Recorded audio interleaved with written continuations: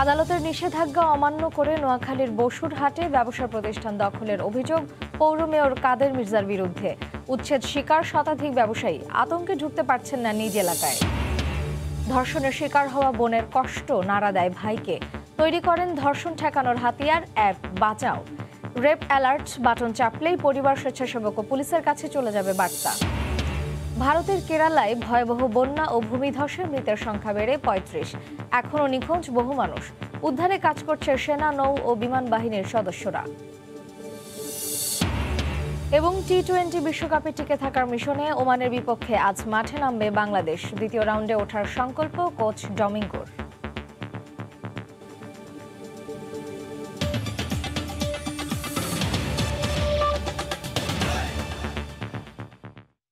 ভোরের সময় সঙ্গে আছি আমি মার্জিয়া শ্রেয়া। রংপুরের পীরগঞ্জে মাঝিপাড়ার হামলার নেতৃত্ব দেন স্থানীয় জামে মসজিদের মুয়াজ্জিন মাওলানা রাশেদুল ইসলাম। ক্ষতিগ্রস্তদের অভিযোগ, মসজিদের মাইক ব্যবহার করে লোকজনকে তিনিই উত্তেজিত করেন। আর হামলা, লুটপাট ও অগ্নিসংযোগে অংশ নেয়া অনেকেই পরিচিত, যাদের সবাই জামায়াত শিবিরের সঙ্গে জড়িত বলে দাবি করেন ক্ষতিগ্রস্তরা। তারিকুল ইসলামের ক্যামেরায় রতন সরকারের রিপোর্ট।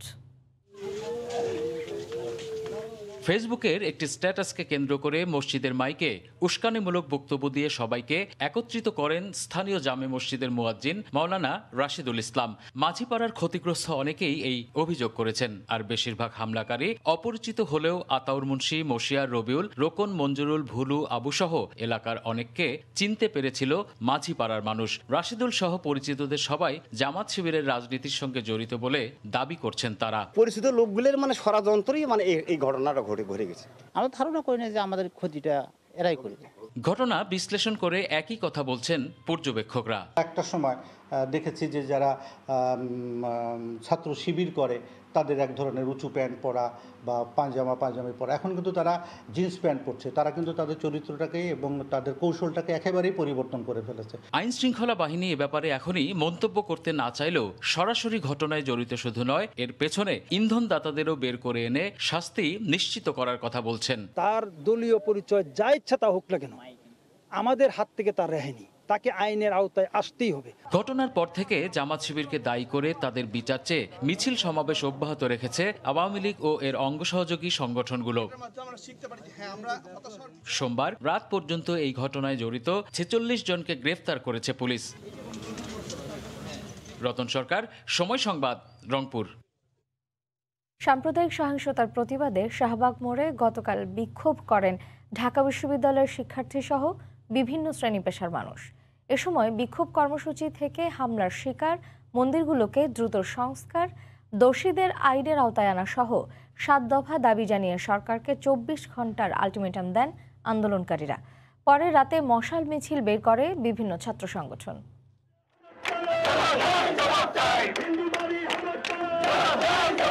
রাজপথে হাজারো তরুণ, কণ্ঠে তাদের সাম্প্রদায়িকতার বিরুদ্ধে দৃপ্ত স্লোগান। দুর্গাপূজার অষ্টমীতে কুমিল্লার নানুয়ারদিঘির একটি মন্দিরে ধর্ম অবমাননার অভিযোগ তুলে বিভিন্ন মন্দিরে শুরু হয় প্রতিমা ভাঙচুর, হামলা, যা একে একে ছড়িয়ে পড়ে চাঁদপুর, নোয়াখালী, মাগুরা, চট্টগ্রাম, সবশেষ রংপুরে। ১৫টি জেলায় ভাঙচুর করা হয় ৭০টির মতো মন্দির।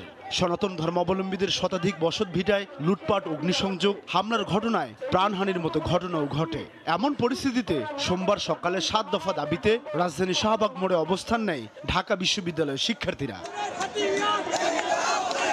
সিসিটিভি ফুটেজ থেকে যারা এবং এদের নেপথ্যে যারা আছে তাদের কঠোরতম শাস্তি, এটাই আমাদের দাবি। পরবর্তীতে যেন কোনো মন্দির বা কোনো পুরোহিতের উপর যেন বর্বরিত হামলা না হয়। হামলার শিকার মন্দিরগুলো অতি শীঘ্রই প্রয়োজনীয় সংস্কার করতে হবে। বসতবাড়ি ও ব্যবসা প্রতিষ্ঠানের লুটপাটের ক্ষতিপূরণ করতে হবে। হামলা জড়িতদের গ্রেফতার, দৃষ্টান্তমূলক শাস্তি আর ক্ষতিগ্রস্তদের ক্ষতিপূরণের দাবি জানান আন্দোলনকারীরা। আমরা সরকারের কাছে দাবি জানাই যাতে এই দ্রুত এই দোষীদেরকে আগে বিচারের আওতায় আনবে, দুষ্কৃতিকারীদের চিহ্নিত করে দৃষ্টান্তমূলক শাস্তি দেওয়া হোক। এটা তো আমরা একটা বিচার চাই, আমরা যেইভাবে করছে ফাঁসির অর্ডার চাই আমরা। স্বাধীনতার ৫০তম বছরে সাম্প্রদায়িকতার মূল উৎপাদন করতে সরকারের প্রতি আহ্বান জানানো হয়। ১৪ দফা দাবিতে স্মারকলিপি দেওয়া হয় প্রধানমন্ত্রীর কার্যালয় ও স্বরাষ্ট্র মন্ত্রণালয়ে। এরপর বিশ্ববিদ্যালয় প্রদক্ষিণ করে শিক্ষার্থীদের মিছিলটি রাজু ভাস্কর্যে শেষ হয়। ২৪ ঘন্টার আলটিমেটাম দিয়ে স্থগিত করা হয় কর্মসূচি। পরে সন্ধ্যায় সাম্প্রদায়িক হামলার প্রতিবাদে মশাল মিছিল করেছে ঢাকা বিশ্ববিদ্যালয়ের সাধারণ শিক্ষার্থীরা।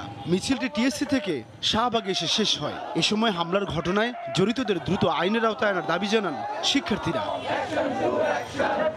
সাদাত রহমতুল্লাহ, সময় সংবাদ, ঢাকা। দেশের বিভিন্ন স্থানে সাম্প্রদায়িক হামলার প্রতিবাদে চট্টগ্রামে সমাবেশ করেছে সংস্কৃতি কর্মী ও সচেতন নাগরিক সমাজ। হিন্দু সম্প্রদায়ের উপর হামলা ও নির্যাতনের তীব্র নিন্দা জানানোর পাশাপাশি অভিযুক্তদের গ্রেফতার করে দৃষ্টান্তমূলক শাস্তির দাবি জানান বিশিষ্টজনেরা। বিভিন্ন স্থানে সাম্প্রদায়িক হামলার প্রতিবাদে সোমবার বিকেলে চট্টগ্রাম নগরীর চেরাগি পাহাড় মোড় এলাকায় সচেতন নাগরিক সমাজের ব্যানারে সমাবেশ করা হয়। এতে বিভিন্ন সাংস্কৃতিক, সামাজিক ও রাজনৈতিক সংগঠনের কর্মীরা অংশ নেন।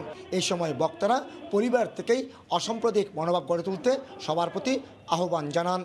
ধারাবাহিকভাবে কাজ করতে হবে যাতে সাম্প্রদায়িক অপশক্তি এদেশে মাথা তুলে দাঁড়াতে না পারে। বাংলাদেশ আর সাম্প্রদায়িক দেশ হবে না, এর বিরুদ্ধে সারা বাংলাদেশ রুখিয়ে দাঁড়াও। এবং তার জন্য আমি আহ্বান করছি যে সমস্ত বিশ্ববিদ্যালয়ের শিক্ষকদের। সমাবেশ থেকে সাম্প্রদায়িক সহিংসতার ঘটনায় জড়িতদের আইনের আওতায় আনতে প্রশাসনে জোরালো হস্তক্ষেপ কামনা করা হয়। দলমত নির্বিশেষ যারা মুক্তিযুদ্ধের চেতনার কথাই বলেন আর গণতন্ত্রের কথাই বলেন, সমস্ত নাগরিক সমাজ ঐক্যবদ্ধভাবে অবস্থান নিয়ে যদি আইন শৃঙ্খলা রক্ষাকারী কর্তৃপক্ষের পাশে দাঁড়াতে না পারি, তবে মনে হয় আমাদের কথাই থেকে যাবে। দ্রুত বিচার ট্রাইব্যুনাল গঠনের মাধ্যমে সহিংসতার বিচার, স্থানীয় প্রশাসনের গাফিলতি জবাবদিহিতে নিশ্চিত করা সহ 5 দফা বাস্তবায়নের দাবি জানানো হয়। কমল দে, সময় সংবাদ, চট্টগ্রাম। রংপুরে হিন্দু সম্প্রদায়ের বাড়িঘরে হামলার ঘটনায় জড়িত বেশ কয়েকজনকে চিহ্নিত করা হয়েছে বলে জানিয়েছেন স্বরাষ্ট্রমন্ত্রী আসাদুজ্জামান খান কামাল। গতকাল দুপুরে সচিবালয়ে ব্রিফিংয়ে একথা বলেন তিনি। এছাড়া হামলার ঘটনায় ক্ষতিগ্রস্তদের পুনর্বাসনের জন্য প্রধানমন্ত্রী নির্দেশ দিয়েছেন বলেও জানান মন্ত্রী। যেটা কুমিল্লায় ঘটেছে, এটা নোয়াখালী যেগুলি ঘটেছে, হাজীগঞ্জে যেগুলি ঘটেছে, এগুলিকে এক সূত্রেই আমরা ধরে নিচ্ছি। আমরা সবগুলি কনফার্ম হয়ে আমরা একটু সময় চাচ্ছি। আমরা সময়ের মাধ্যমে এগুলি আমরা বের করব। আমরা এর মধ্যে সন্দেহভাজন কয়েকজনকে আমরা গ্রেফতার করেছি। আমরা সুনিশ্চিত কুমিল্লার ঘটনাটা একটা সাজানো ঘটনা। এইটা একটা উদ্দেশ্যমূলকভাবে সম্প্রীতি বিনষ্টের জন্য আমাদের সরকারকে একটা অস্থিতিশীল পরিস্থিতিতে ফেলার জন্য এই ঘটনাগুলি ঘটিয়েছে। সাম্প্রদায়িক সহিংসতার বিরুদ্ধে দলের নেতাকর্মীদের সজাগ থাকতে প্রধানমন্ত্রী নির্দেশ দিয়েছেন বলে জানিয়েছেন আওয়ামী লীগ সাধারণ সম্পাদক ওবায়দুল কাদের। গতকাল শেখ রাসেলের জন্মবার্ষিকী উপলক্ষে রাজধানীর বনানী কবরস্থানে ফুল দিয়ে এ কথা বলেন তিনি। এছাড়া আলাদা অনুষ্ঠানে আওয়ামী লীগ নেতারা ধর্মীয় সহিংসতা সৃষ্টিকারীদের রুখে দেওয়ার আহ্বান জানান।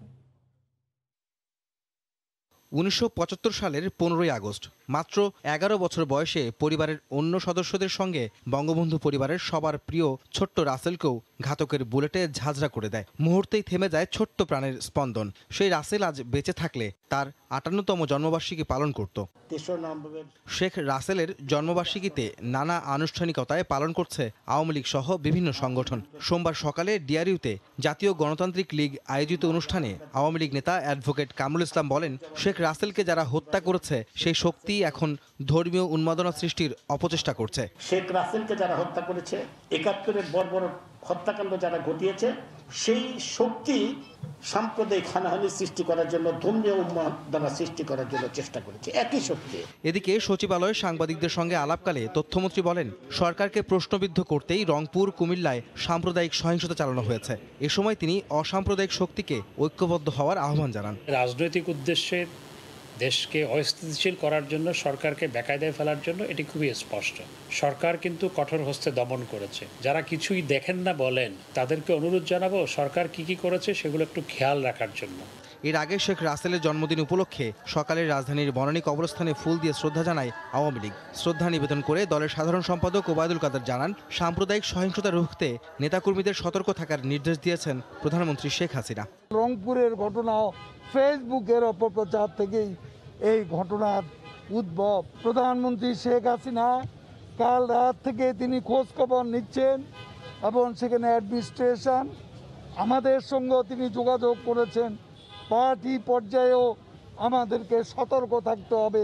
শেখ রাসেলের জন্মবার্ষিকী উপলক্ষে বনানী কবরস্থানে কেন্দ্রীয় নেতারা ছাড়াও আওয়ামী লীগের বিভিন্ন পর্যায়ের নেতৃবৃন্দ উপস্থিত থেকে শ্রদ্ধা নিবেদন করেন। আহমেদ সালেহীন, সময় সংবাদ, ঢাকা।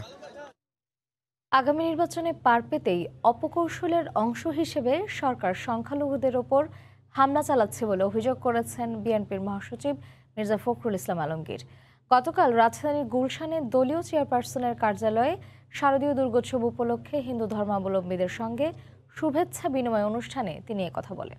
এ সময় মির্জা ফখরুল আরও বলেন, ষড়যন্ত্রমূলকভাবেই বিএনপি নেতাদের জড়িয়ে মামলা দেয়া হচ্ছে। নিঃসন্দেহে যারা এই আক্রমণ চালিয়েছে তারা কোনো বিরোধী দলের রাজনৈতিক নেতা কর্মী নয়। সাম্প্রদায়িক সম্প্রীতি বিনষ্ট করা এটা ক্ষমতাসীনদের মদত ছাড়া সম্ভব নয়। তারা ক্ষমতাকে আরও দীর্ঘায়িত করার জন্য, অর্থাৎ আগামী নির্বাচনেও যেন তারা পার পেয়ে যেতে পারে সেই জন্য তারা বিভিন্ন রকমের অপকৌশল গ্রহণ করতে শুরু করেছে এবং এটা তারই একটা প্রমাণ। প্রত্যেকটি ঘটনার সঙ্গে হাজার হাজার বিএনপি নেতাকর্মীকে আসামি করে মামলা দেওয়া হয়েছে। আলোয় সাজল প্রাগ।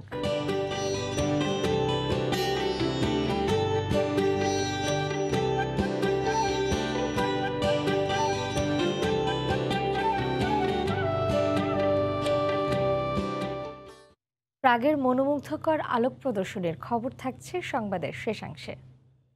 মুক্তিযুদ্ধের চেতনায় অসাম্প্রদায়িক দেশ গড়তে শিশুদের প্রস্তুত করতে সরকার কাজ করছে। শেখ রাসেলের ৫৮তম জন্মদিনের অনুষ্ঠানে কথা বলেন প্রধানমন্ত্রী শেখ হাসিনা। তিনি বলেন, মুক্তিযুদ্ধের চেতনায় আত্মমর্যাদা নিয়ে বেড়ে উঠবে বাংলার শিশুরা। ভবিষ্যতে দেশ গড়বে অসাম্প্রদায়িক চেতনায়। এ সময় আবেগতাড়িত কণ্ঠে শেখ রাসেলের শৈশব ও নানা স্মৃতির কথা তুলে ধরেন প্রধানমন্ত্রী। শেখ রাসেল এক অনন্ত বেদনার কাব্য যেন। ১৯৬৪ সালের ১৮ই অক্টোবর ঐতিহাসিক ধানমন্ডির ৩২ নম্বর বাড়িতে জন্ম কাব্যময় এই শিশুর। কিন্তু ১৯৭৫ সালের ১৫ই আগস্ট জাতির জনক বঙ্গবন্ধু শেখ মুজিবুর রহমান ও তার পরিবারের অন্য সদস্যদের সঙ্গে শেখ রাসেলকেও হত্যা করে বিপদগামী সেনা সদস্যরা। বঙ্গবন্ধুর কনিষ্ঠ পুত্র শেখ রাসেলের ৫৮তম জন্মদিনে এবছর থেকেই জাতীয়ভাবে দিবসটি পালিত হচ্ছে শেখ রাসেল দিবস হিসেবে। জাতীয় এই দিবসটির উদ্বোধন এবং মেধাবী শিক্ষার্থীদের পুরস্কার প্রদান উপলক্ষে সোমবার সকালে অনুষ্ঠানের আয়োজন করে তথ্য ও যোগাযোগ প্রযুক্তি মন্ত্রণালয়। এতে প্রধান অতিথি হিসেবে গণভবন থেকে ভার্চুয়ালি যুক্ত হন প্রধানমন্ত্রী শেখ হাসিনা।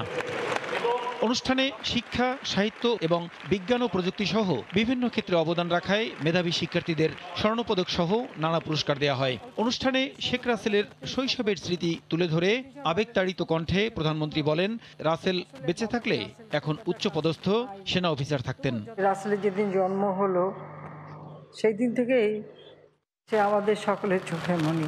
তার ভিতরে একটা আকাঙ্ক্ষা ছিল, সে বলতো আমি আর্মি হব। তার সে স্বপ্ন কিন্তু আর পূরণ হয় না, হতে পারেনি। শেখ হাসিনা বলেন, আজকের শিশুরা যেন একদিন অন্যায় অবিচার মুক্ত অসাম্প্রদায়িক বাংলাদেশ গড়ে তোলে, সেভাবেই কাজ করছে সরকার। আমাদের দেশের শিশুরা একটা আত্মবিশ্বাস, আত্মমর্যাদা বোধ নিয়ে গড়ে উঠুক। একটা অসাম্প্রদায়িক চেতনায় বাংলাদেশকে গড়তে চাই। আগামী দিনে বাংলাদেশ যেন সুন্দরভাবে গড়ে ওঠে মুক্তিযুদ্ধের চেতনা নিয়ে। পরে শেখ রাসেলকে উৎসর্গ করে পরিবেশিত মনোজ্ঞ সাংস্কৃতিক অনুষ্ঠান উপভোগ করেন প্রধানমন্ত্রী। প্রসূন আশিস, সময় সংবাদ, ঢাকা।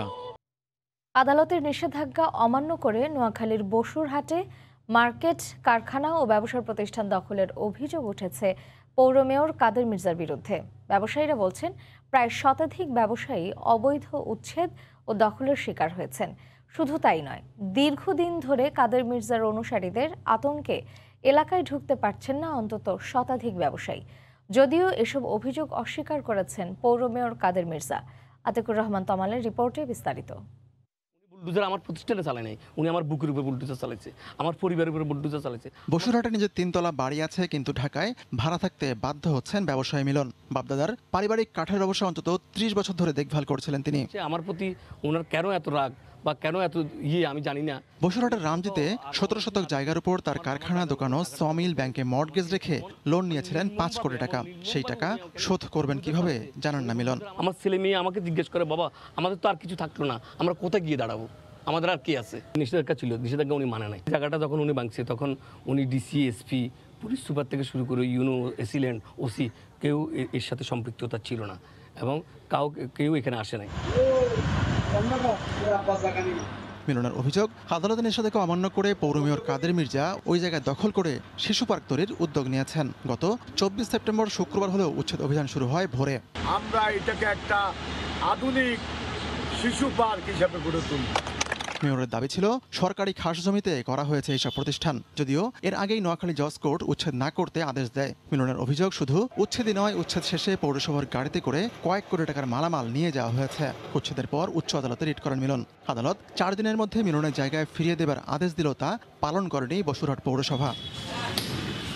একই রকম দশা স্বপনেরও। বসুরহাট 0 পয়েন্টে মোহাম্মদী সুপারমার্কেটের মালিক স্বপন। সেক্ষেত্রেও আদালতের নিষেধাজ্ঞা ভেঙে মার্কেটটি ভাঙা হয়।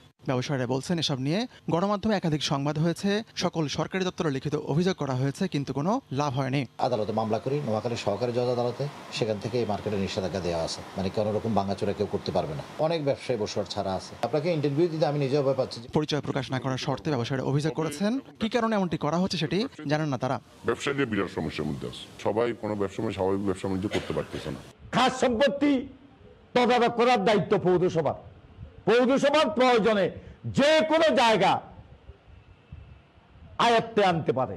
মালিকেরা মামলা করছে, মামলাতে ইউনো, এসিল্যান্ড কোনো জবাব দেয় নাই, তাদের থেকে টাকা খেয়ে। যদিও আদালত নিষেধাজ্ঞা অমান্যের অভিযোগ অস্বীকার করে কাদের মির্জার দাবি উন্নয়নের স্বার্থেই হিসাব করা হয়েছে। গুটি কয়েক মানুষ তার বিরুদ্ধে বলছেন বলেও দাবি করেন তিনি। আমার বিরুদ্ধে অভিযোগ আর সবাই তারা যে দখলকৃত খালের অংশ, এটা তারা নিজেরাই ছাড়িয়ে দিচ্ছে। আপনারা আসি দেখি যান এটা কি খালের ভিতরে কিনা, তোয়া বাজারের ভিতরে কিনা, আপনারা আসি দেখি যান। ঢাকায় আত্মগোপনে থাকা একাধিক ব্যবসায়ী জানিয়েছেন, বসুরহাটের অন্তত শতাধিক ব্যবসায়ী এলাকায় ঢুকতেই পারেন না। আতিকুর রহমান তমাল, সময় সংবাদ, ঢাকা। স্মার্টফোনের স্ক্রিনে টাচ করে মুহূর্তেই খাবার দাবার কেনাকাটা কত কিছুই হচ্ছে, কিন্তু কখনো কি ভেবেছেন আপনার হাতে থাকা ফোনটি হয়ে উঠতে পারে ধর্ষণ ঠেকানোর হাতিয়ার? মুঠোফোনের বার্তা পেয়ে ঠেকাতে পারেন ধর্ষণের মতো জঘন্য অপরাধকে। তেমনই একটি অ্যাপ, বাঁচাও। 20 বছর আগে ধর্ষণের শিকার হয়েছিল বোন। অনাকাঙ্ক্ষিত এই দুর্ঘটনায় থমকে গিয়েছিল জালাল মির্জার পরিবার। তীব্র ক্ষোভ আর হতাশায় পৃথিবীটাকে তখন মনে হয়েছিল নরক। সেই থেকে একটি প্রত্যয় নিয়ে মাঠে নামেন জালাল মির্জা। আর কোনো বোন যেন এরকম দুর্ঘটনার শিকার না হন, তাই ধর্ষণের বিরুদ্ধে ঘোষণা করেন যুদ্ধ। তৈরি করেন বাঁচাও অ্যাপ। মাঝখান দিয়ে আমার আম্মাকে হারালাম। আম্মা এই 7 বছরে এই জিনিসটাকে মেনে নিতে পারেনি। আমাদেরকে ছেড়ে যাওয়ার আধা ঘন্টা আগেও আমার হাতে হাত রেখে বললেন যে, তুমি এত বড় কম্পিউটার ইঞ্জিনিয়ার বাবা, একটা কিছু করতে পারো না, পারলে একটা মেয়েকে বাঁচাও, অসহায় মেয়েদেরকে বাঁচাও। তো এই যে বাঁচাও শব্দটা বললে এটা আমার কানে লেগেছিল। ওই দিন রাতে আমি ঠিক করলাম যে এই যে বাঁচাও নামে আমি একটা প্রকল্প করব। P2P বা পিপল টু পিপল মডেল ব্যবহার করা হয়েছে। বাঁচাও অ্যাপের সাহায্যে সহজে নিবন্ধন করে রেপ অ্যালার্ট বাটন চেপেই সাহায্য চাওয়া যাবে। এক ক্লিকেই সাহায্য চাওয়া নারীর কাছাকাছি পরিবার, বন্ধু, স্বেচ্ছাসেবক ও পুলিশের কাছে চলে যাবে বার্তা। জিপিএস বা গ্লোবাল পজিশনিং সিস্টেম প্রযুক্তি ব্যবহার করে সাহায্য চাওয়া নারীর অবস্থান নির্দেশ করবে। এক্ষেত্রে তার নম্বর গোপন রেখে টেক্সট বা অডিও কলেও যোগাযোগ করা যাবে। যাদের স্মার্টফোন নেই তাদের কথা বিবেচনা করে ইতিমধ্যে বাঁচাও বিটিআরসির কাছে শর্ট কোডের জন্য আবেদন করেছে, যা দিয়ে যে কোনো ফোন থেকেই সাহায্য চাওয়া যাবে। যাদের স্মার্টফোন নেই বা ব্যবহার করতে জানে না, তো তারা ওই শর্ট কোডটা দিয়ে SMS এর মাধ্যমে আমাদের এই সিস্টেমে যুক্ত হতে পারবে। তার এই মহৎ উদ্যোগে সঙ্গী হয়েছেন সমাজবিজ্ঞানী, মনোবিজ্ঞানী, আইন প্রয়োগকারী সংস্থা সহ বিশ্ববিদ্যালয়ের শিক্ষক শিক্ষার্থীরা। হাসিবুল হাসান, সময় সংবাদ, ঢাকা। কোটি কোটি মানুষের স্বপ্নের পদ্মা সেতু এখন বাস্তবের দ্বারপ্রান্তে। শেষ পর্যায়ে সড়ক পথের শেয়ার পকেট, ডিভাইডার ও রেলিং নির্মাণ কাজ। মাও প্রান্তে শুরু হয়েছে নদী শাসনও। বিস্তারিত জানাচ্ছে নাসিরউদ্দিন উজ্জ্বল, ক্যামেরায় ছিলেন আবু সাইদ। পদ্মা সেতু এখন বাঙালির এগিয়ে যাওয়ার স্মারক। পুরো সেতু জুড়ে চলছে চূড়ান্ত পর্যায়ের কর্মযজ্ঞ। 6.15 কিলোমিটার দীর্ঘ মূল সেতুর সড়ক পথের 5,834টি শেয়ার পকেটের কাজের বাকি রয়েছে মাত্র 592টি, আর 7,553টি প্যারাপেট ওয়াল রেলিংয়ের মধ্যে স্থাপন হয়েছে 5,871টি। 4 লেন সড়ক পথে মাঝে চলছে ডিভাইডার তৈরি। 7টি মডিউলে ভাগ করা সেতুর 6টি এবং 2 প্রান্তে সংযোগ সেতুতে যুক্ত হওয়ার আরও 2টি, মোট 8টি এক্সপানশন জয়েন্ট রয়েছে। এর মধ্যে 19 নম্বর খুঁটি পয়েন্টে জয়েন্টের কাজ চলছে পুরোদমে, আর নিচতলায় রেল লাইনের এক পাশে গ্যাস লাইন এবং আরেক পাশে চলছে সার্ভিস লাইন তৈরি। সিকোয়েন্স একটার পরে একটা হবে। আমি এখন লাইট লাগাবো কোথায়? আমার প্যারাপেট রোড যে না হয় লাইট লাগাইতে পারবো না। ডেফিনেটলি জুনের আগেই আমাদের শেষ করতে, রোড ওপেন করতে গেলে তো সবই করতে। আর শুষ্ক মৌসুম আসতেই শুরু হয়ে গেছে মা প্রান্তের নদী শাসনের কাজ। পদ্মা সেতু চালু হওয়ার একেবারেই দোরগোড়া এখন। মূল সেতুর অগ্রগতি 95%। মুন্সিগঞ্জের মা থেকে নাসিরউদ্দিন উজ্জ্বল, সময় সংবাদ।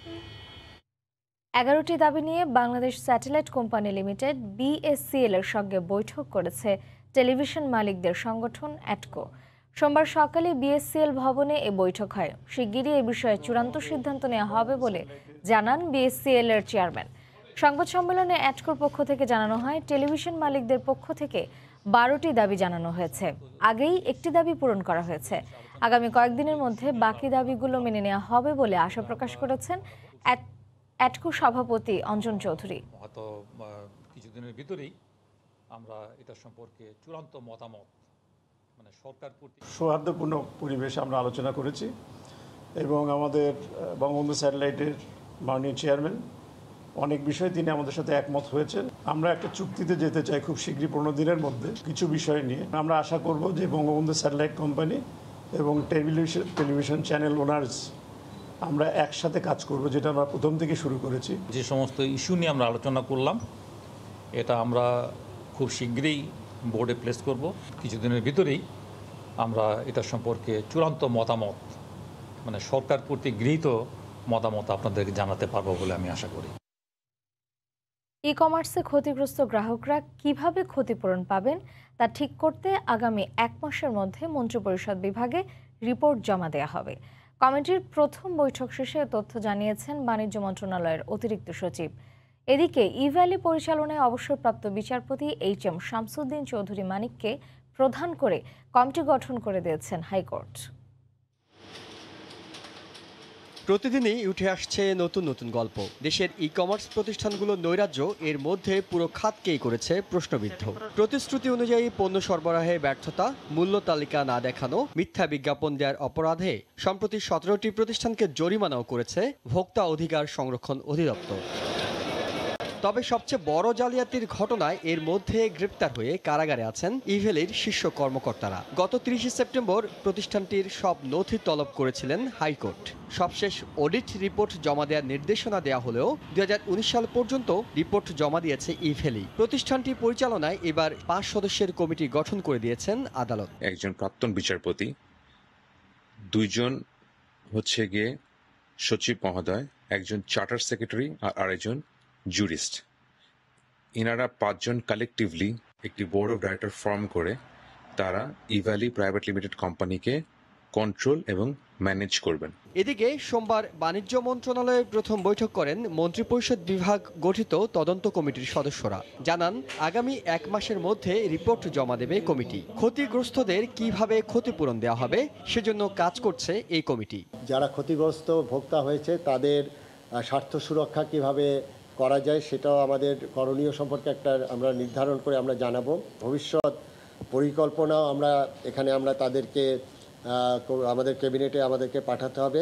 মোট 8টি সুপারিশ প্রস্তুত করেছে কমিটি। এতে প্রতিষ্ঠানগুলোতে আটকে থাকা টাকা উদ্ধারের পাশাপাশি ই-কমার্স নীতিমালার বিভিন্ন বিষয় নিয়েও সুপারিশ করা হবে। ইহসান জুয়েল, সময় সংবাদ, ঢাকা। রাজধানীতে গণপরিবহনে শৃঙ্খলা ফেরাতে 386টি রুট ভেঙে করা হচ্ছে 42টি। বাস রুট রেশনালাইজেশনের এর রূপরেখা তৈরি করেছে ঢাকা পরিবহন সমন্বয় কর্তৃপক্ষ DTCA। পরিকল্পনা অনুযায়ী 9 রঙের বাস চালাবে 22টি বেসরকারি কোম্পানি। 7335টি বাস দিয়ে ঢাকার বিদ্যমান গণপরিবহন নেটওয়ার্ক পুনর্গঠন করা হবে। ডিসেম্বরে পরীক্ষামূলক চলাচলে তৈরি হয়েছে সবুজ রঙের বাসের নকশার খসড়া। রাজধানীর বিশৃঙ্খল গণপরিবহনকে বাগে আনতে বাস রুট রেশনালাইজেশন প্রক্রিয়া হাতে নেয়ার ৩ বছর পর এবার পূর্ণাঙ্গ রূপরেখা দিল ঢাকা পরিবহন সমন্বয় কর্তৃপক্ষ ডিটিসিএ। বর্তমানে রাজধানীর ৩৮৬টি রুটে চলাচল করা বাসের সংখ্যা ৯,০২৭টি। এর বিপরীতে কোম্পানি ভিত্তিক বাসের সংখ্যা হবে ৭,৩35টি, রুট হবে ৪২টি। রূপরেখা অনুযায়ী পিঙ্ক ১, ২, ৩ নামে ৩টি কোম্পানি আব্দুল্লাপুর ঝিলমিলের ৪টি রুটে চলাচল করবে। মেরুন রঙের ২টি কোম্পানি হেমায়েতপুর থেকে সদরঘাট রুটে বাস পরিচালনা করবে। আর অরেঞ্জ ১, ২, ৩ নামে ৩টি কোম্পানি চলাচল করবে মিরপুর নারায়ণগঞ্জ রুটে। সবুজ হবে ৪টি কোম্পানি, চলবে ঘাটারচর আব্দুল্লাপুর ৮টি রুটে। বেগুনি রঙের ৩টি কোম্পানির মাধ্যমে চলবে কাঁচপুর আব্দুল্লাপুর ৬টি রুটে। নর্থ নামে থাকবে ২টি কোম্পানি, চলবে কালিয়াকৈর আব্দুল্লাপুরে। অন্যদিকে নর্থ ওয়েস্ট পরিচালনা করবে চন্দ্রা হেমায়েতপুরের ৩টি রুট। সাউথ নামে আরও একটি কোম্পানি, চলবে মুন্সিগঞ্জ থেকে ঝিলমিলের 2টি রুটে। 9টা ক্লাস্টারের মধ্যে 3টা হবে সাবারবান, মানে ঢাকা শহরের আউটস্কার্ট, যেটাকে বাংলা শহরতলি। 6টা হচ্ছে ঢাকা শহর। এই 6টার 6 রং। 1 ডিসেম্বর কেরানীগঞ্জ, ঘাটারচর, কাঁচপুরে পরীক্ষামূলকভাবে চালু হবে বাস রুট রেশনালাইজেশন। এই পাইলট প্রজেক্টটা করতে যেও কিন্তু আমাদের অনেক সমস্যার সম্মুখীন হতে হচ্ছে, কারণ এখানে অনেকগুলা অন্য রুটের বাসও চলে। এখন গাড়িগুলো রং করতে হবে, সেই রঙের জন্য ডিজাইন অলরেডি নিয়ে মিটিং হয়েছে। এই প্রকল্পে যুক্ত হতে পারবে না 2019 সালের আগে কেনা কোনো বাস। তৈরি হবে বাস বে, যাত্রী ছাউনি। প্রাথমিক পর্যায়ে শতাধিক বাস রুট আর সহস্রাধিক বাস মালিকের মধ্যে একটা সমন্বয় করাই বাস রুট রেশনালাইজেশনের অন্যতম চ্যালেঞ্জ হিসাবে দেখা দিয়েছিল। সেই পাঠ চুকিয়ে এবার চলছে পরীক্ষামূলক চলাচলের প্রস্তুতি। আর সেক্ষেত্রে অপরিকল্পিত এই নগরের সড়কের অবকাঠামোই এই মুহূর্তে তাদের জন্য বড় চ্যালেঞ্জ মানছেন কর্তৃপক্ষ। রাশেদ লিমন, সময় সংবাদ, ঢাকা। দীর্ঘ 18 মাস পর খুলে দেয়া হলো চট্টগ্রাম বিশ্ববিদ্যালয়ের হল। করোনায় দীর্ঘ বিরতির পর প্রাণের ক্যাম্পাসে ফিরতে পেরে উচ্ছ্বসিত শিক্ষার্থীরা। এদিকে দ্রুত সেশন জট কমাতে প্রয়োজনীয় পদক্ষেপ নেওয়া হবে বলে জানিয়েছেন বিশ্ববিদ্যালয়ের উপাচার্য। দীর্ঘ সময়ের বিরতির পর প্রাণের ক্যাম্পাসে শিক্ষার্থীরা। 18 মাস পর সোমবার চট্টগ্রাম বিশ্ববিদ্যালয়ের হল খুলে দেয় উচ্ছ্বসিত ছাত্রছাত্রীরা। উৎসবমুখর পরিবেশে তাদেরকে ফুল, চকলেট, মাস্ক ও স্যানিটাইজার দিয়ে বরণ করে নেওয়া হয়। ছাত্রদের 6টি ও ছাত্রীদের 4টি হলে প্রবেশ করেন বিশ্ববিদ্যালয়ের শিক্ষার্থীরা। যারা করোনার অন্তত 1 ডোজ নিয়েছেন তারাই হলে প্রবেশের সুযোগ পাচ্ছেন। অনেক ভালো লাগতেছে যে স্টুডেন্টরা সবাই আসছে, সেই আগের পরিবেশ, আগের সবকিছু। 1.5 বছরের বেশি সময় পর সবার সাথে দেখা হবে, অন্যরকম অনুভূতি। বাড়িতে আমরা বন্দি অবস্থায় ছিলাম, সবার সাথে ফিজিক্যালি দেখা হয় নাই, অনলাইনে ক্লাস হয়েছে। আমরা পরীক্ষাগুলো দিয়েছি 4th ইয়ারের বাইরে থেকেই। 2 বছর পরে আবার আমাদের সেই পুরাতন বন্ধুগুলোকে ফিরে পাচ্ছি। অনেকে অবশ্যই এখানে ওখানে চলে গেছে, তারপরেও যাদেরকে পাচ্ছি এটা আসলে অনুভূতিটা শেয়ার করা যাচ্ছে না। ছাত্রছাত্রীদের স্বাস্থ্যবিধি মানাতে সব ধরনের ব্যবস্থা নিয়েছে হল কর্তৃপক্ষ। মশার উপদ্রব থেকে রক্ষার জন্য আমরা ইতিমধ্যেই ওষুধ ছিটিয়েছি, চারপাশে বনজঙ্গলগুলো পরিষ্কার করেছি এবং তাদের ডাইনিং, তাদের ক্যান্টিন, তাদের রিডিং রুম, আমরা এগুলো তাদের পরিবেশ যাতে সুন্দর নিশ্চিত হয় সে ব্যবস্থা করেছি। এখানে স্বাস্থ্যবিধি মেনেই শিক্ষার্থীরা অবস্থান করতে পারবে এবং যাদের শিক্ষার্থীরা যদি কোনো প্রকার অসুস্থ হয় বা কোনো সমস্যায় পড়ে আমরা তৎক্ষণাৎ ব্যবস্থা গ্রহণ করব। কয়েকদিন আগে চট্টগ্রাম বিশ্ববিদ্যালয়ের ছাত্রলীগের দুপক্ষের সংঘর্ষের ঘটনায় 12 শিক্ষার্থীকে বিভিন্ন মেয়াদে বহিষ্কার করেছে বিশ্ববিদ্যালয় কর্তৃপক্ষ। পার্থপ্রতিম বিশ্বাস, সময় সংবাদ, চট্টগ্রাম। দুর্যোগপূর্ণ আবহাওয়ার কারণে প্রবাল দ্বীপ সেন্ট মার্টিনে আটকা পড়েছেন 3 শতাধিক পর্যটক। সাগর উত্তাল থাকায় টেকনাফ সেন্ট মার্টিন রুটে নৌযান চলাচল বন্ধ থাকায় 2 দিন ধরে ফিরতে পারছেন না তারা।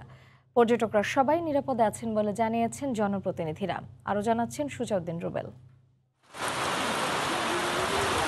প্রবালদ্বীপ সেন্ট মার্টিন, এই দ্বীপের সৌন্দর্য উপভোগ করতে শীত মৌসুমে পর্যটকবাহী জাহাজে করে ছুটে যান হাজার হাজার পর্যটক। কিন্তু এখনও টেকনাফ সেন্ট মার্টিন রুটে পর্যটকবাহী জাহাজ চলাচলের অনুমতি দেয়নি প্রশাসন। তারপরও ট্রলার এবং স্পিড বোটে ঝুঁকিপূর্ণভাবে পর্যটকরা ছুটে যাচ্ছেন সেন্ট মার্টিনে।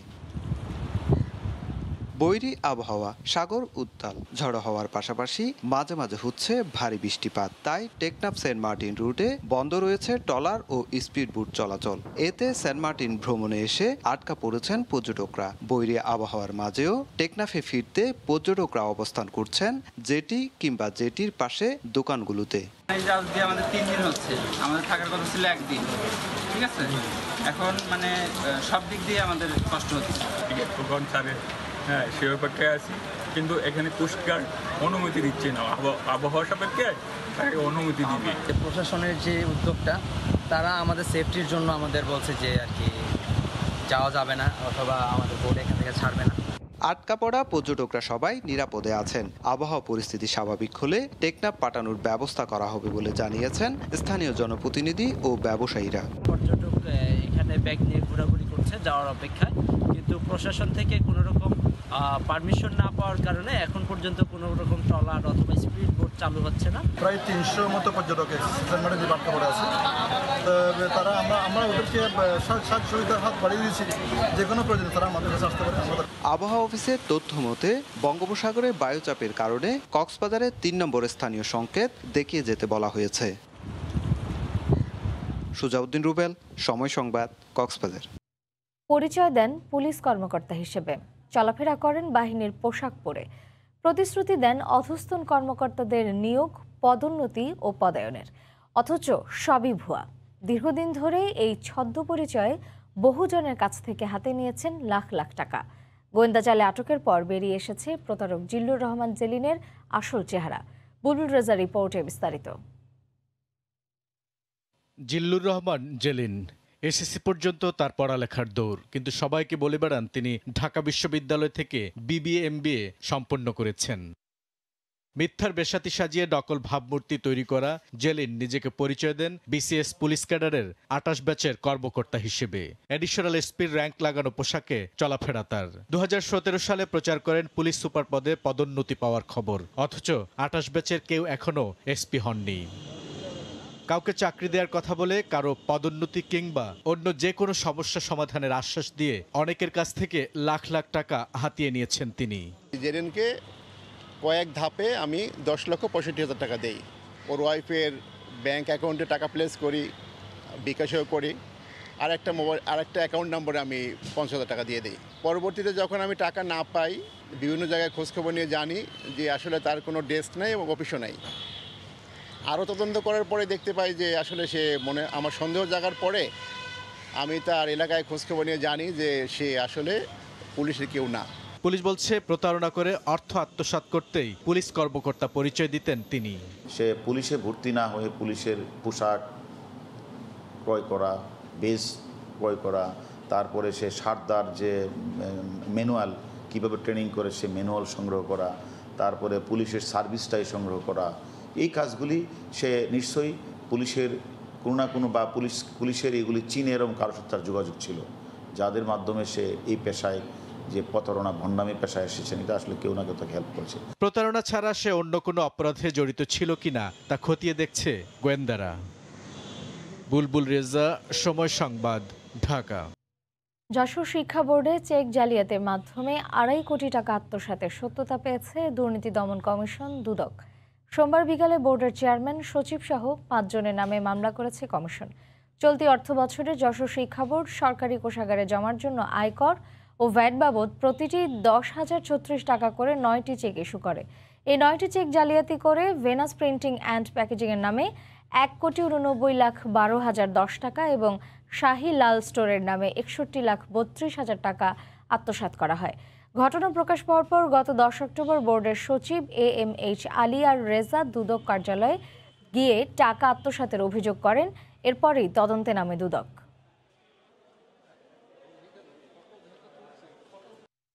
অব্যাহত কয়লা উত্তোলনের কারণে দিনাজপুরের বড়পুকুরিয়া কয়লা খনি সংলগ্ন এলাকায় আবারও জমি দেবে যাওয়া শুরু হয়েছে।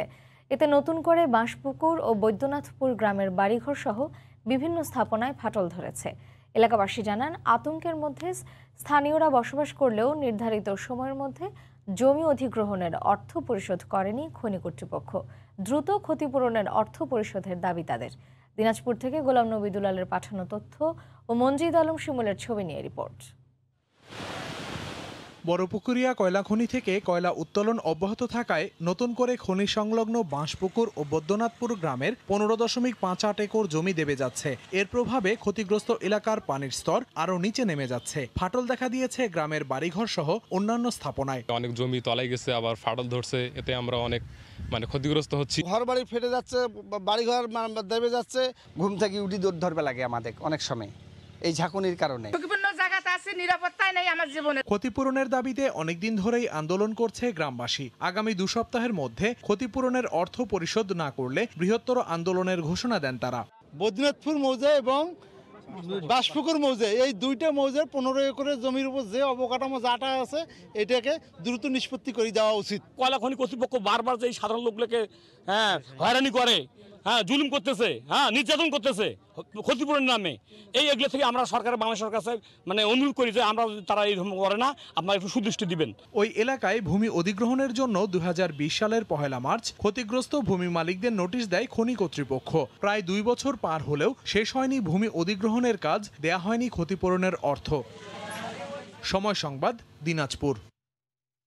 নারায়ণগঞ্জের পরকীয়া প্রেমের জেরে ইজি বাইক চালককে হত্যার অভিযোগ উঠেছে। এ ঘটনায় 2 জনকে গ্রেফতার করেছে র্যাব। গতকাল দুপুরে সিদ্ধিরগঞ্জে সংবাদ সম্মেলন করে র্যাব 11 এর অধিনায়ক লেফটেন্যান্ট কর্নেল তানভীর মাহমুদ পাশা জানান, ফতুল্লা এলাকার আব্দুল মজিদের স্ত্রীর সঙ্গে একই এলাকার ইজি বাইক চালক সুজন ফকিরের পরকীয়া সম্পর্ক ছিল। এরই জেরে আব্দুল মজিদ তার ভাতিজা মোয়াজ্জেম হোসেনকে সঙ্গে নিয়ে সুজনকে বাসা থেকে ডেকে নিয়ে ছুরিকাঘাতে হত্যা করে। এ ঘটনায় নিহতের ছেলে সজীব ফকির বাদী হয়ে ফতুল্লা থানায় হত্যা মামলা করেন। এরপর রোববার রাতে নাটোর জেলার বাগাতিপাড়ায় অভিযান চালিয়ে অভিযুক্ত 2 জনকে গ্রেফতার করা হয়।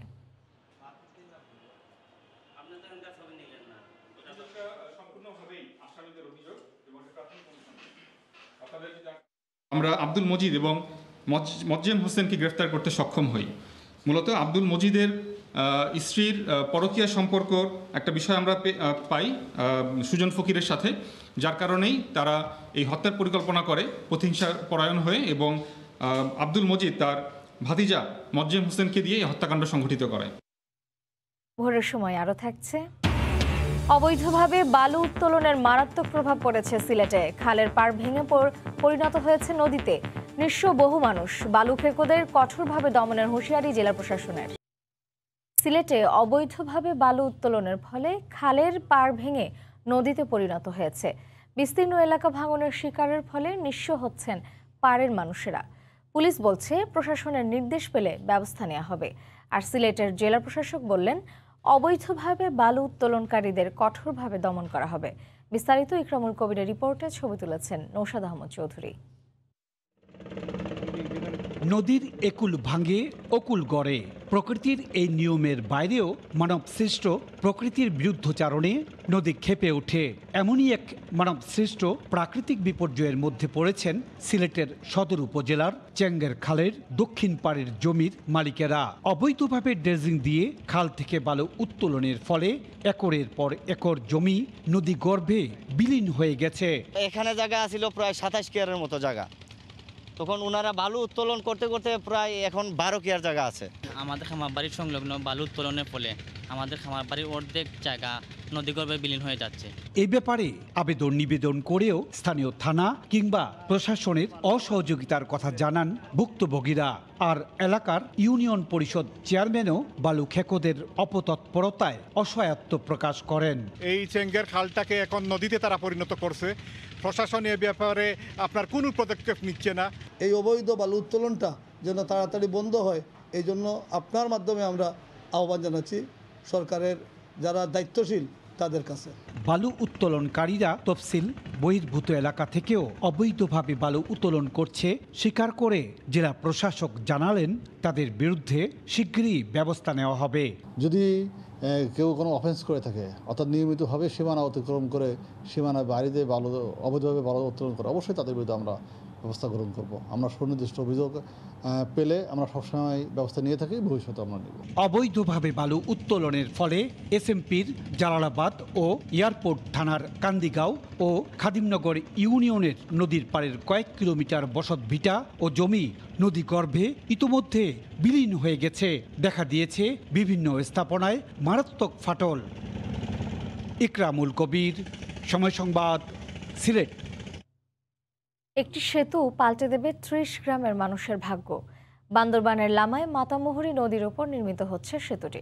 ১৮৪ মিটার দীর্ঘ এই গার্ডার ব্রিজটি নির্মিত হলে গতি ফিরবে লাখো মানুষের জীবন জীবিকা, কৃষি ও অর্থনীতিতে। ব্রিজটির ৮০% কাজ শেষ হয়েছে, আর কয়েক মাস পরেই যান চলাচলের জন্য খুলে দেওয়া হবে। বান্দরবান থেকে এম এ জাকিরের পাঠানো তথ্য ও ছবি নিয়ে রিপোর্ট। লামা সদর থেকে রূপসীপাড়া ইউনিয়নের দূরত্ব মাত্র ৯ কিলোমিটার হলেও যাতায়াতের জন্য মাতামুহুরী নদী পাড়ি দিতে সময় লেগে যায় কয়েক ঘন্টা। এছাড়া বর্ষায় নদীর পানি বেড়ে গেলে কঠিন হয়ে পড়ে এলাকার মানুষের চলাচল। সেতুটি নির্মাণ হলে গতি আসবে তাদের জীবনে। আমাদের প্রত্যেকদিন কষ্ট হয় নৌকার জন্য অপেক্ষা করে। বৃষ্টির দিনে আমাদের জন্য খুব কষ্টকর হয়ে যায়। ব্রিজটা বাস্তবায়ন হয়, যাওয়া করতে সুন্দর সুযোগ সুবিধা হইব।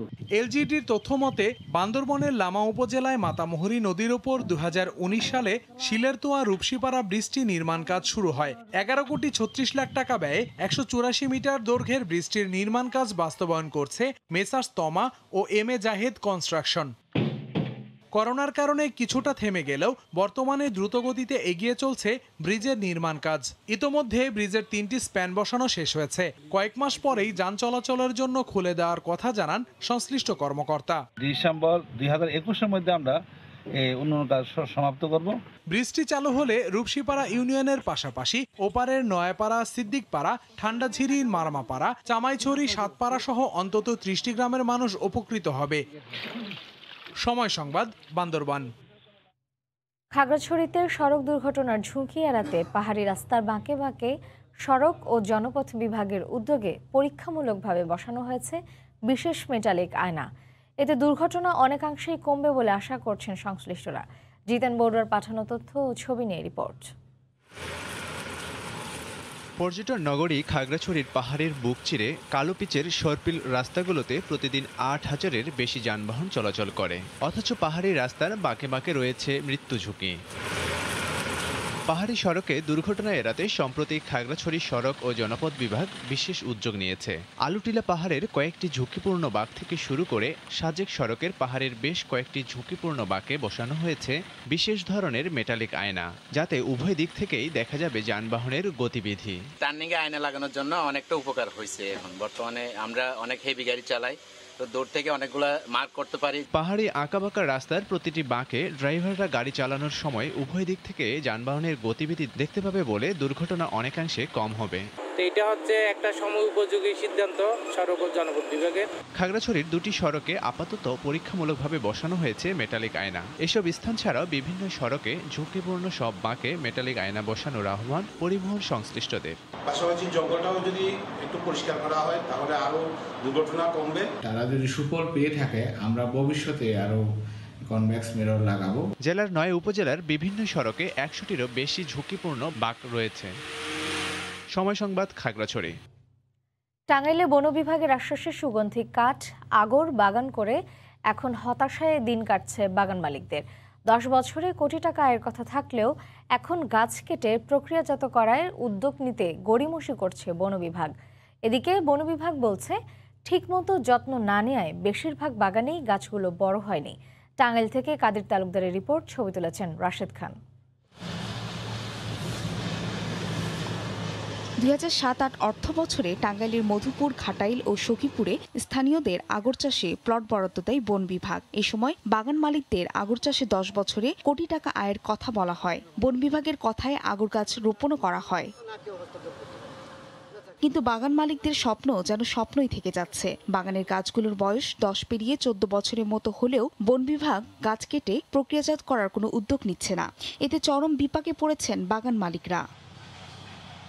ব্যক্তিগত উদ্যোগে এসব গাছ কাটার নেই কোনো নির্দেশনা। তাছাড়া এখানে প্রক্রিয়াজাত করার কোনো কারখানাও নেই। এ ব্যাপারে এখনই দ্রুত ব্যবস্থা নেওয়ার দাবি বাগান মালিকদের। বন বিভাগ থেকে আশ্বস্ত করা হয় যে আপনারা যদি আগর বাগান করেন তাহলে এখান থেকে লাভবান হওয়ার সুযোগ আছে। ওরা চারা লাগানোর পর্যন্ত ওদের শেষ, আর কোনো পরিচর্যা করে নাই। বন বিভাগের মাধ্যমে এই প্লটগুলো তাড়াতাড়ি দ্রুত একটা প্রসেসিংয়ের মাধ্যমে কাটার ব্যবস্থা করুক। বন বিভাগ বলছে ঠিকমতো গাছের যত্ন না নেওয়ায় আগর গাছগুলো সেভাবে বেড়ে ওঠেনি। তবে যেসব বাগানের গাছ বড় হয়েছে সেগুলো দ্রুতই প্রক্রিয়াজাত করা হবে। তাদেরকে আমরা বলবো যে তারা যেন আমাদেরকে জানায়, বা লিখিতভাবে হোক বা মৌখিকভাবে হোক, এবং আমরা নিজেরাও দেখে আগর যাতে তাদের যারা বেনিফিট পায় সেই ব্যাপারে আমরা ব্যবস্থা নেব। জেলায় সামাজিক বনায়ন প্রকল্পের আওতায় প্রতি হেক্টর জমিতে একটি করে ১১২টি প্লটে সুগন্ধি কাঠ আগরের বাগান রয়েছে।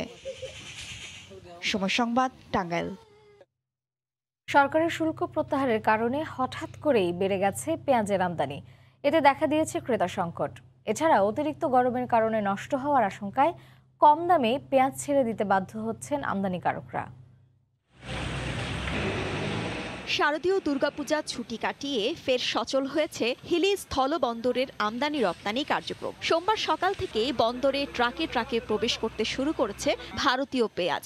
আর বন্দরে পেঁয়াজ প্রবেশের পর এভাবেই সাজিয়ে রাখা হয় বিক্রির অপেক্ষায়। তবে চাহিদার তুলনায় আমদানি বেশি হওয়ায় দেখা দিয়েছে ক্রেতা সংকট। এখানে 20 গাড়ি চাহিদা, সেখানে পর্যন্ত 1 গাড়ি পেঁয়াজ কিনবে সে পাড়ি এখন পর্যন্ত মোবাইলই করতেছে না, বলতেছি কত যে বেচা কিনা নাই, পাটিপত্র নাই, বেচা কিনা নাই। বার্মা থেকে যে মালটা ঢুকতেছে এটা বাজারে 40 টাকা দামে মনে হয় বিক্রি হচ্ছে, যার কারণে ইন্ডিয়ান পেঁয়াজ নিয়ে আসে সেই বাজারের তুলনায় টিকে থাকতে পারতেছে না, তাই বাজার চাহিদা কমে গেছে। পাশাপাশি প্রচন্ড গরমে পেঁয়াজ পচে যাওয়ার আশঙ্কা দেখা দিয়েছে। এই অবস্থায় কম দামে পেঁয়াজ বিক্রি করে দিতে বাধ্য হচ্ছেন আমদানিকারকরা। পূজার ভিতর যারা মাল কিনে নিয়ে গেছিল তারা এখন পর্যন্ত কেউ বেচা কিনা করতে পারে। এখন যে মাল ঢুকছে কোনো মোকামে বেচা কিনা নাই, আর যে মালগুলো রাখা আছে এখন স্টকে ধীরে ধীরে মালগুলো পচনশীল মাল পচতে শুরু করে দিতে অলরেডি। হিলি কাস্টমসের তথ্য মতে আমদানি রপ্তানির শুরুর প্রথম দিন ভারতীয় 17টি ট্রাকে 474 মেট্রিক টন পেঁয়াজ আমদানি হয়েছে এই বন্দর দিয়ে। সময় সংবাদ, হিলি। শুল্কমুক্ত পেঁয়াজ আমদানি শুরু হওয়ায় নাটোরের হাটে বাজারে কমতে শুরু করেছে দেশি পেঁয়াজের দাম। মাত্র দুদিনের ব্যবধানে প্রতি কেজি কমেছে 5 থেকে 6 টাকা। এ বিষয়ে বিস্তারিত জানাতে আমাদের সঙ্গে এখন যুক্ত হচ্ছেন সহকর্মী আল মামুন। সরাসরি চলে যাচ্ছি তার কাছে। মামুন, ধন্যবাদ। সেহাদ, যে বিষয়টি বলছিলেন, মাত্র 2 দিনের ব্যবধানে কিন্তু নাটোরের হাট বাজার গুলোতে প্রতি কেজি পেঁয়াজে 6 টাকা পর্যন্ত নেমে এসেছে। বিশেষ করে গত সপ্তাহের শুরুতে যে পেঁয়াজ 60 টাকা কেজিতে আসলেও চলতি সপ্তাহের শুরু থেকে কিন্তু সেই পেঁয়াজ 50 থেকে 55 টাকা বিক্রি হয়। তবে আজকে সকাল থেকে নাটোরের বৃহত্তম পেঁয়াজের হাট নলডাঙ্গা, এখানে আমরা দেখতে পাচ্ছি যে 48 থেকে 49 টাকার মধ্যে প্রতি কেজি পেঁয়াজ, ভালো মানের পেঁয়াজ বিক্রি হচ্ছে। তবে এই পেঁয়াজের দাম কমে আসার পেছনে যেটি এখানকার ব্যবসায়ীরা রয়েছে তারা যেটি বলছেন যে বিশেষ করে শুল্ক মুক্ত ভাবে আমদানি হওয়ার, পেঁয়াজ আমদানি শুরু হওয়ার পর থেকে পেঁয়াজের দাম কিন্তু কমা শুরু হয়েছে। আর আমদানির পরিমাণ যে হারে অব্যাহত রয়েছে এর প্রেক্ষিতে পেঁয়াজের দাম আরো কমে আসতে পারে বলে এখানকার ব্যবসায়ীরা যেটি ধারণা করছেন। একটি বিষয় যেটি বলতে পারি, নাটোর জেলার কৃষকদের মধ্যে যে পেঁয়াজের দাম বৃদ্ধি পাওয়ার পরে সেটি উৎসাহ বেড়েছিল উৎপাদন বৃদ্ধি করার, কিন্তু এই দাম কমে আসার কারণে তারা যে কৃষকদের সঙ্গে কথা বলেছে, কৃষকরা প্রতি কেজি পেঁয়াজ কমপক্ষে সর্বনিম্ন 45 টাকা দামের নিশ্চয়তা চান কৃষকরা। বিশেষ করে চলতি বছর উৎপাদন খরচ, অতিরিক্ত বীজ এবং সার অতিরিক্ত দামে কেনার কারণে তারা কিন্তু বলছে, কৃষকরা বলছে তাদের উৎপাদন খরচ বৃদ্ধি হয়েছে। এর প্রেক্ষিতে কিন্তু তারা 45 টাকা কেজি প্রতি কেজি পেঁয়াজ নিশ্চিত করতে পারলে সরকার, এর প্রেক্ষিতে তারা কিন্তু উৎপাদন বৃদ্ধি করবে বলে যেটুকু নাটোরের কৃষকরা জানিয়েছেন। আমি সকালবেলা কথা বলে কৃষকদের সাথে তারা যেটি বলছেন যে গত 12 এপ্রিল সরকার প্রতি কেজি পেঁয়াজের দাম কৃষক পর্যায়ে 40 টাকা নির্ধারণ করে দেওয়া হলেও সেই পেঁয়াজের কিন্তু ন্যায্য মূল্য কৃষকরা পাননি। না পাওয়ার প্রেক্ষিতে গত সপ্তাহ থেকে আমদানি বন্ধ হওয়ার পরে সেই পেঁয়াজের দাম কিছুটা পেলে কৃষকদের মধ্যে আশার সঞ্চার হয়েছিল। কৃষকরা যেটি দাবি করেছে, তারা কিন্তু গত বছর যে স্থানীয় কৃষি বিভাগ যেটি জানিয়েছে, গত বছর ভালো দাম পাওয়ার প্রেক্ষিতে উৎপাদন কিন্তু বৃদ্ধি পেয়েছে নাটোর জেলায়। বিশেষ করে গত বছর 62,000 মেট্রিক টন পেঁয়াজ নাটোর জেলায় উৎপাদন হলেও চলতি চলতি বছর উৎপাদন হয়েছে প্রায় 80,000 মেট্রিক টন পেঁয়াজ। কৃষকদের যেটি একটি বিষয় তারা বলছে যে ন্যায্য মূল্য নিশ্চয়তা পেলে তারা কিন্তু উৎপাদন বৃদ্ধি করবে। নাটোর জেলার মধ্যে একটি বিষয় যেটি বলতে পারি, নলডাঙ্গা উপজেলা পেঁয়াজের উৎপাদনের উপজেলা হিসাবে বিখ্যাত রয়েছে। জেলার 80,000 মেট্রিক টন পেঁয়াজের মধ্যে এই নলডাঙ্গার 3টি ইউনিয়নেই শুধুমাত্র 3টি ইউনিয়নেই উৎপাদন হয়েছে প্রায় 60,000 মেট্রিক টন পেঁয়াজ। আর নাটোরের সদর উপজেলার হরিশপুর ইউনিয়ন এবং অন্যান্য উপজেলায় অন্যান্য উপজেলায় 20,000 মেট্রিক টন পেঁয়াজ উৎপাদন হয়েছে বলে স্থানীয় কৃষি বিভাগ যেটি জানিয়েছে। তবে একটি বিষয় যেটুকু বলতে পারি, স্থানীয় কৃষি বিভাগ যেটুকু জানিয়েছেন যে তারা এই মজুদের বিষয় যে 80,000 মেট্রিক টন পেঁয়াজের মধ্যে এর মধ্যে বর্তমানে জেলার মজুদ রয়েছে প্রায় 45,000 মেট্রিক টন পেঁয়াজ। আর এর মধ্যে যে নলডাঙ্গা উপজেলাতেই মজুদ রয়েছে প্রায় 40,000 মেট্রিক টন পেঁয়াজ। বিশেষ করে দাম কমের কারণে কৃষকরা কিন্তু পেঁয়াজ বাজারে এতদিন সরবরাহ করেনি। এখন যে দামে বৃদ্ধি হওয়ার পরে কৃষকরা একটু লাভবান হওয়ার প্রেক্ষিতে তারা পেঁয়াজ বাজারে সরবরাহ করা শুরু করেছে।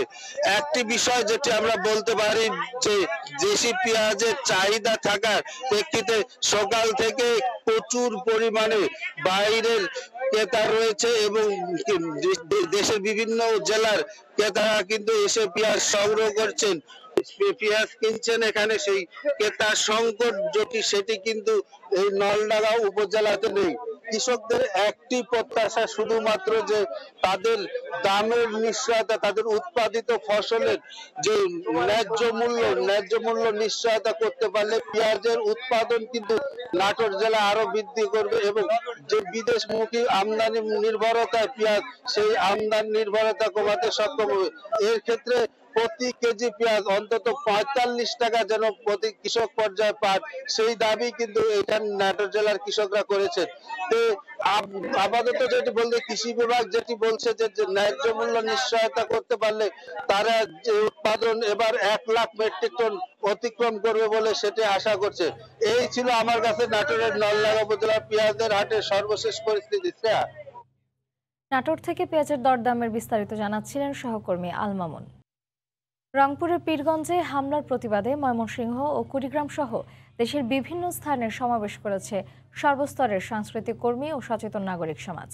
এ সময় সংখ্যালঘুদের ওপর হামলা ও নির্যাতনের তীব্র নিন্দা জানানোর পাশাপাশি অভিযুক্তদের গ্রেফতার করে দৃষ্টান্তমূলক শাস্তির দাবি জানান তারা। রিপোর্টারদের পাঠানোর তথ্য ও ছবি নিয়ে রিপোর্ট। ময়মনসিংহ নগরের ফিরোজ জাহাঙ্গীর চত্বরে বিকেলে মানববন্ধন করেছে জেলা হিন্দু মহাজোট। মানববন্ধন থেকে সারা দেশে সাম্প্রদায়িক হামলার সাথে জড়িতদের খুঁজে বের করে দৃষ্টান্তমূলক শাস্তির দাবি জানানো হয়। পরে বিক্ষোভ মিছিল নিয়ে নগরীর বিভিন্ন সড়ক প্রদক্ষিণ করেন তারা।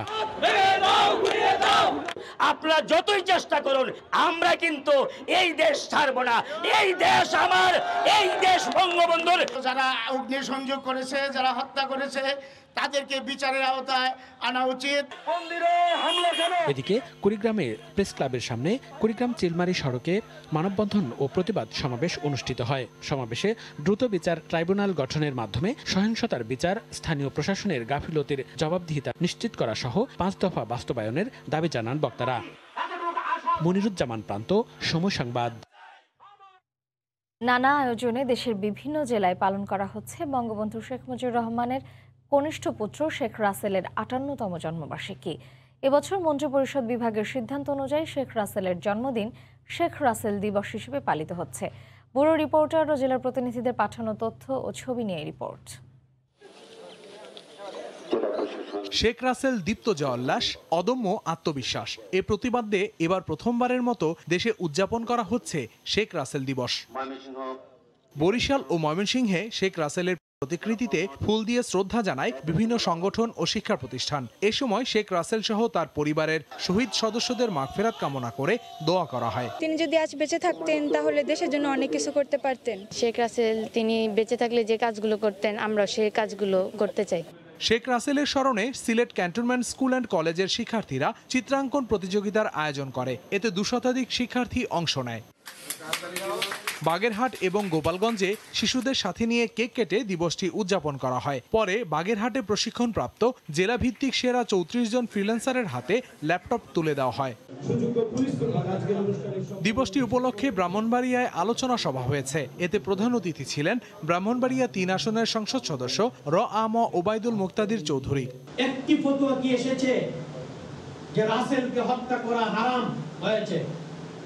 যারা হত্যা করেছে তারা অপরাধমূলক কাজ করেছে।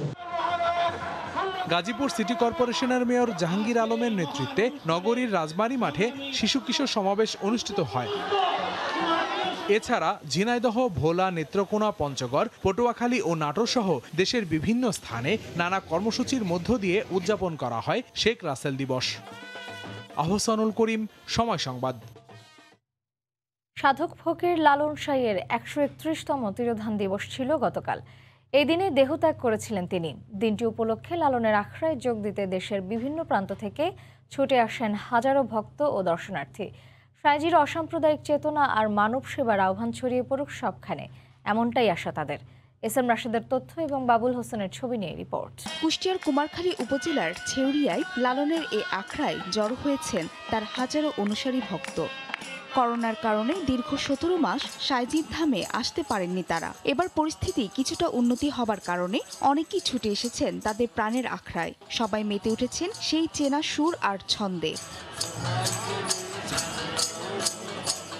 সাধক ফকির লালনের প্রয়াণ দিবস উপলক্ষে সোমবার সকাল থেকেই আয়োজন এই বাউল উৎসবের। চলবে দিনব্যাপী। সাইজির ভাবতথ্য আদান প্রদানের সাথে সাথে সুর ও সঙ্গীতের সাধনা করছেন বাউল শিল্পীরা।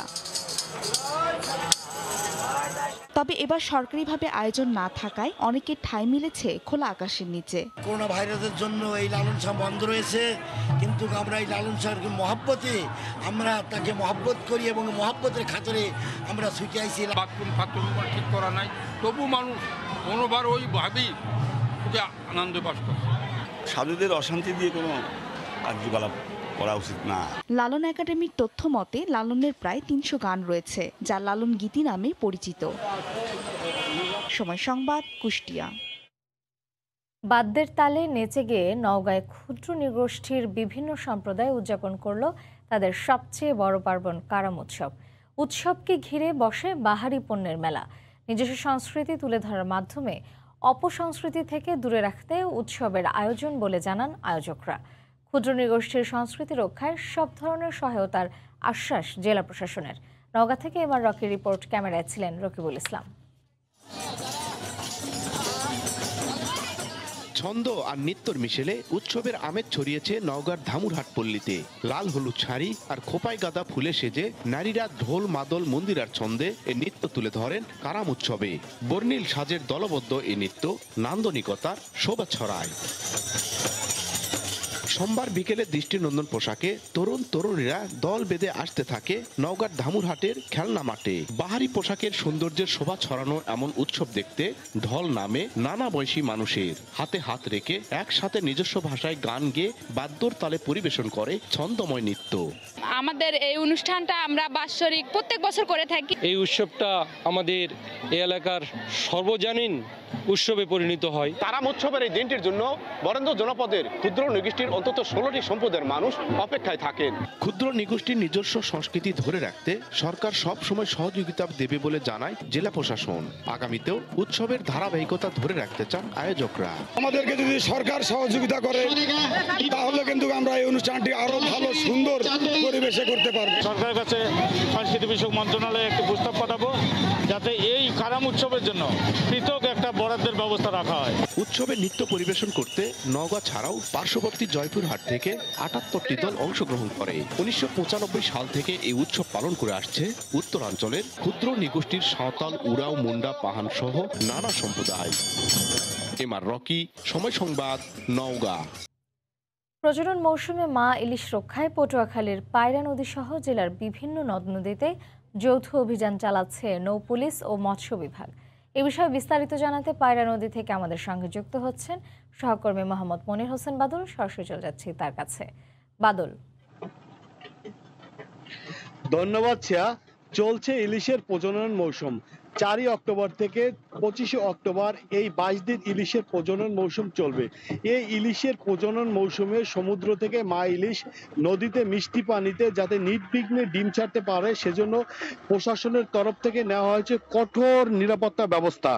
আপনি জানেন যে পটুয়াখালী জেলায় ইলিশের প্রজনন ক্ষেত্র রয়েছে দুটি, একটি হলো চরমন্তাজ সোনারচরে, আরেকটি রয়েছে আন্দারমানিক নদীতে। এই দুটি প্রজনন ক্ষেত্র থেকে মা ইলিশ সমুদ্র থেকে মিষ্টি পানিতে ডিম ছাড়তে আসে এবং এই যে আজকে আপনি জানেন যে ভরা পূর্ণিমা, আজকে রাত 8টা থেকে আগামী রাত 8টা পর্যন্ত এই ভরা পূর্ণিমায় কিন্তু বেশিরভাগই ইলিশ কিন্তু ডিম ছাড়ে এবং অমাবস্যাও ডিম ছাড়ে। এই দুটি অমাবস্যা এবং পূর্ণিমায় মিলেই এই সময়টায় মা ইলিশ ডিম ছাড়ে। তবে আজকে যতটুকু জানা যাচ্ছে যে ভরা পূর্ণিমায় ইলিশে ডিম ছাড়বে বেশি। তবে এই যে নির্বিঘ্নে যাতে ডিম ছাড়তে পারে সেজন্য প্রশাসনের তরফ থেকে নেওয়া হয়েছে কঠোর নিরাপত্তা ব্যবস্থা। আপনি আমার পিছনে দেখতে পাচ্ছেন নৌ পুলিশ, কোস্টগার্ড এরা পায়রা নদীতে স্পিড বোটে দিনরাত 24 ঘন্টা রোটেশন বাই রোটেশন মিলে তারা অভিযান পরিচালনা করছে।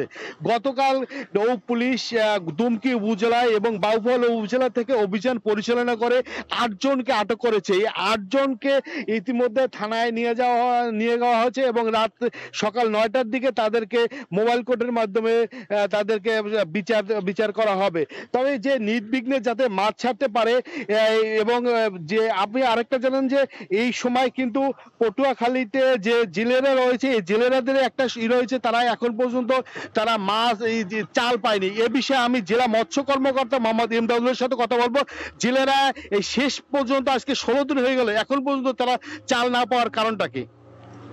যে পটুয়াখালীতে দ্বীপ এলাকা রয়েছে যেখানে এখন দুর্যোগপূর্ণ আবহাওয়ার কারণে সেখানে চাউলটা পৌঁছানোর সমস্যা হচ্ছে। আমাদের বেশিরভাগ ইউনিয়নে চাউল দেয়া হয়ে গেছে, আশা করতেছি কয়েকদিনের মধ্যে চাউল দেয়া আমাদের শেষ হয়ে যাবে।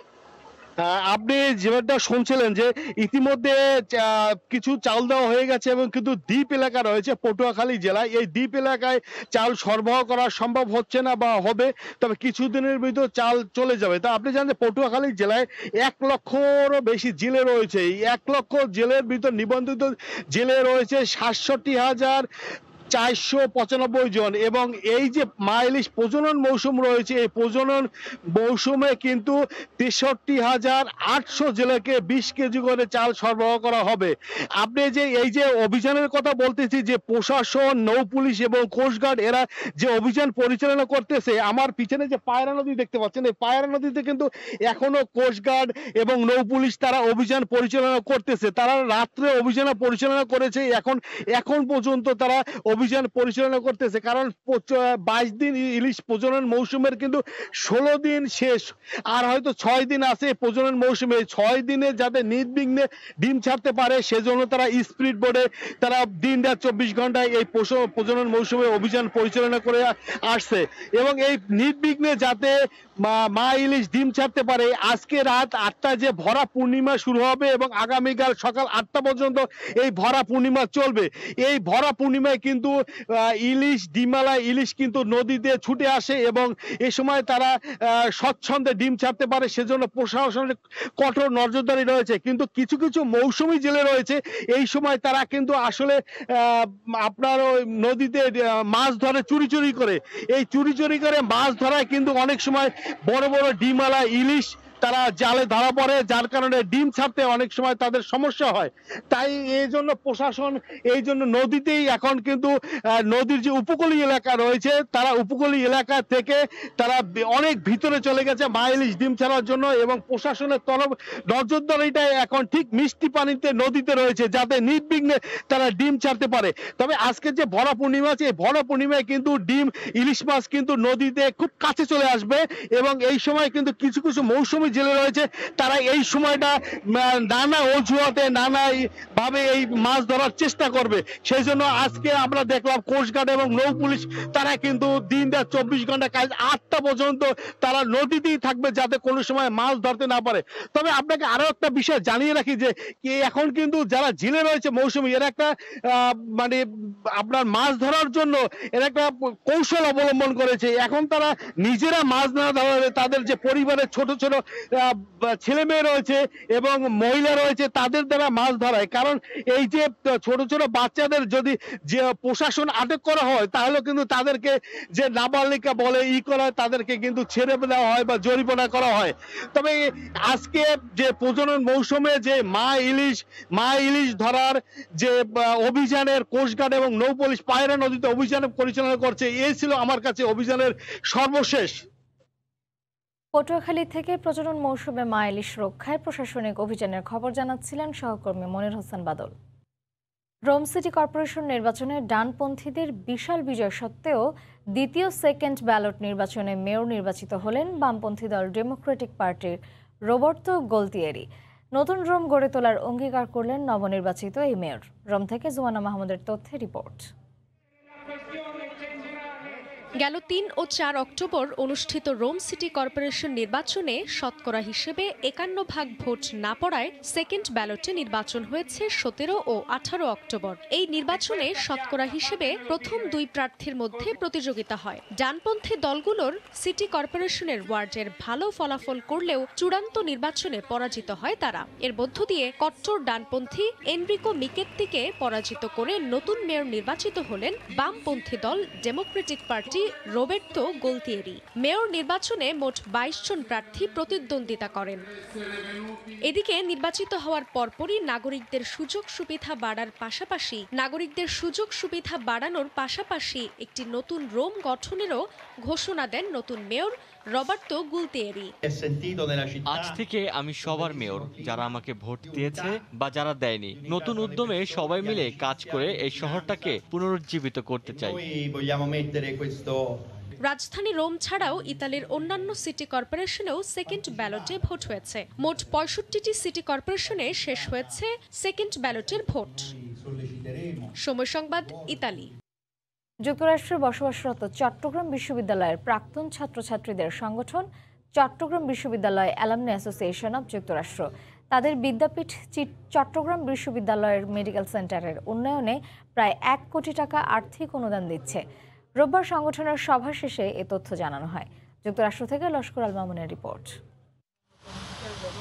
করোনা মহামারীতে বিপর্যস্ত প্রিয় শিক্ষাঙ্গনের দুঃসময়ে পাশে দাঁড়িয়েছে যুক্তরাষ্ট্র প্রবাসী চট্টগ্রাম বিশ্ববিদ্যালয়ের প্রাক্তন শিক্ষার্থীরা। চট্টগ্রাম বিশ্ববিদ্যালয়ের মেডিকেল সেন্টারকে আধুনিকায়ন ও করোনা চিকিৎসা উপযোগী করে গড়ে তুলতে যুক্তরাষ্ট্র থেকে চট্টগ্রাম বিশ্ববিদ্যালয় অ্যালামনাই অ্যাসোসিয়েশন এরই মধ্যে ১৫ লক্ষ টাকা অনুদান দিয়েছে। বাংলাদেশ সহ অন্যান্য অ্যালামনাই অ্যাসোসিয়েশনের সঙ্গে সমন্বয় করে আর্থিক অনুদান হিসেবে আরও ৮৫ লক্ষ টাকা প্রদানের উদ্যোগ নেওয়া হয়েছে। রোববার সংগঠনটির সাধারণ সভা শেষে এই অনুদানের কথা জানানো হয়। লস্কর আল মামুন, সময় সংবাদ, যুক্তরাষ্ট্র। এ পর্যায়ে শীর্ষ সংবাদগুলো জানিয়ে দিচ্ছি আরও একবার। আদালতের নিষেধাজ্ঞা অমান্য করে নোয়াখালীর বসুরহাটে ব্যবসা প্রতিষ্ঠান দখলের অভিযোগ পৌর মেয়র কাদের মির্জার বিরুদ্ধে। উচ্ছেদ শিকার শতাধিক ব্যবসায়ী, আতঙ্কে ঢুকতে পারছেন না নিজ এলাকায়। ধর্ষণের শিকার বোনের কষ্ট নাড়া দেয় ভাইকে, তৈরি করেন ধর্ষণ ঠেকানোর হাতিয়ার অ্যাপ বাঁচাও। রেপ অ্যালার্ট বাটন চাপলেই পরিবার, স্বেচ্ছাসেবক ও পুলিশের কাছে চলে যাবে বার্তা। এই ছিল ভোরের সময়। সঙ্গে থাকুন সময়।